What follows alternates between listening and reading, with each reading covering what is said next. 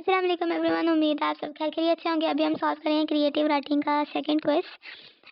Starting और ending date आपके सामने है। क्विज क्योंकि किसी का भी सेम नहीं आता, वेरी करता है, इसलिए आपका स्क्रीन पे जो है आपको वीडियोस मिलेंगी। ये वीडियो देखने के बाद आपने वो वाली वीडियो जो है वो चेकआउट करनी है, देन आपने अपना क्विज जो है वो अटैम्प्ट करना है, ताकि आप वेल फेमिलियर हो जाएं कि आपको किस तरह की स्टेटमेंट्स जो हैं वो आ सकती हैं और आपने उसका क्या आंसर मार्क करना है। ठीक और टेक क्विज के ऊपर हम क्लिक कर लेते हैं। और क्विज स्टार्ट करने से पहले these are my personal opinions. अगर आपको कहीं भी मिस्टेक लगे तो आप बता सकते हैं, लेकिन at the end of the video आपको ये पता चल जाएगा कि ये क्विज में अब कोई गलतियां हैं या नहीं है। ठीक है स्टार्ट क्विज कर लेते हैं। पहली स्टेटमेंट है, विच of the following statement is true about cyclic writing. Cyclic writing होती है जैसे साइकिल का व्हील होता है, जहाँ से वो स्टार्ट हो रहा होता है सर्कुलर फॉर्म में होता है, जहाँ से वो स्टार्ट हो रहा होता है वहाँ से कोई एंड हो रहा होता है, यानी कि उसके स्टार्टिंग और एंडिंग पार्ट्स जो होते हैं वो इतने डिफ्रेंशिएट नहीं कर रहे होते। और इसमें क्या है कि it includes series of event that happened again and again in the same order.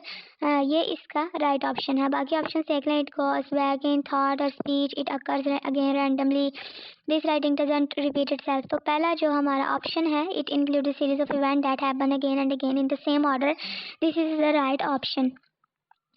और हमने ट्रू स्टेटमेंट बतानी थी साइक्लिक राइटिंग के बारे में क्या थी, तो वो हमारी पहले वाली ही बनती है। ठीक, और इसको मार करने के बाद आ जाते हैं हम अपने सेकंड क्वेश्चन पे। तो सेकंड क्वेश्चन है जी हमारे पास ये, Which of the following is not considered to be the benefit of infographics? Infographics का जो बेनिफिट होता है उसके अंदर बेनिफिट्स में आते हैं कि इंफॉर्मेशन जो होती है वो सिंपल होती है और अंडरस्टैंडेबल होती है, और जो कंटेंट होता है वो अपीलिंग होता है, और जो इन्फॉर्मेशन होती है वो मेमोरेबल होती है, यानी कि याद रहने वाली होती है।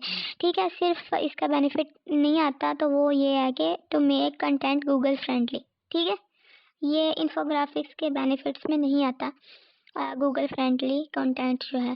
तो लास्ट वाला जो है वो हमारी राइट ऑप्शन है। उसके बाद है जी हमारी थर्ड वाली स्टेटमेंट, इसको मार करने के बाद जो आएगी वो होगी थर्ड स्टेटमेंट।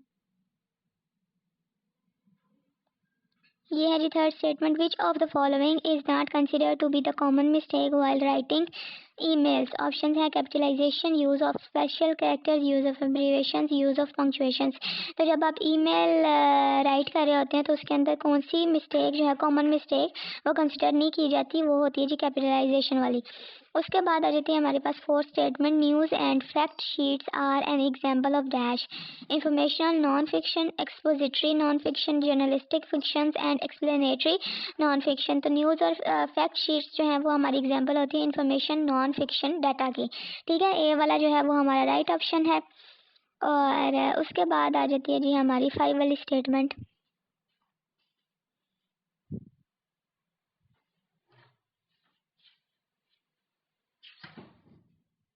ये what is a type of non fiction writing. Non fiction मतलब जिसमें कोई भी ऐसी चीज़ ना है कि जो हमने सोची ना है वो हो जाए, तो उसको हम कहते हैं नॉन फिक्शन। अगर आपने मूवीज़ भी देखी हो तो नॉन फिक्शन मतलब होती है रियलिटी बेसिक। ठीक है, फिक्शन होती है जिसमें हमने कोई चीज़ सोची ना है, सॉरी मैंने आपको पहले मिसगाइड कर दिया। फिक्शन वो होती है जो जिसमें कोई रियलिटी बेसिस ना है, और नॉन फिक्शन वो होती है जिसमें सारी चीज़ें जो है वो रियलिटी पे बेस कर रही है। तो यहाँ पे हमारे पास जो राइट ऑप्शन है वो है जी बायोग्राफी। बायोग्राफी जो होती है किसी भी पर्सन की हो या किसी भी चीज़ की हो, तो वो होती है रियल पे। ठीक है, उसमें कोई भी फिक्शनल चीज़ नहीं होती। सिक्स वाला स्टेटमेंट हमारे पास, character development is the most important part of a dash blog, comedy, story and poetry. तो करेक्टर डेवलपमेंट जो है वो किसका इंपॉर्टेंट पार्ट होता है, वो किसी भी स्टोरी का होता है। ठीक है, कॉमेडी में नहीं होता, ब्लॉग में नहीं होता, पोइट्री में नहीं होता। अगर आपको पोइट्री का भी पता है, आपको कॉमेडी का भी पता है, लेकिन आपको अगर अगर आपने स्टोरीज पढ़ी हो, जैसे फॉर एग्जांपल लोग नॉवेल्स पढ़ते हैं तो उसके अंदर कैरेक्टर्स होते हैं। ठीक है, तो वो स्टोरी होती है बेसिकली। सेवंथ है, विच of the given option is a type of non fiction writing. Option है सोनेट्स, बायोग्राफी, लिमरिक्स एंड ड्रामा। तो नॉन फिक्शन राइटिंग जो सी होती है वो बायोग्राफी में होती है। ठीक है, तो उसके बाद आ जाती है हमारी नेक्स्ट स्टेटमेंट, जितनी भी नॉन फिक्शनल चीज़ें होती हैं ना वो रियलिटी बेसिस होती हैं। ठीक है, तो वो हमारी आ जाती हैं बायोग्राफी में। ड्रामा या सोनेट या लिमरिक्स जो हैं वो ये सारे फिक्शनल भी हो सकते हैं।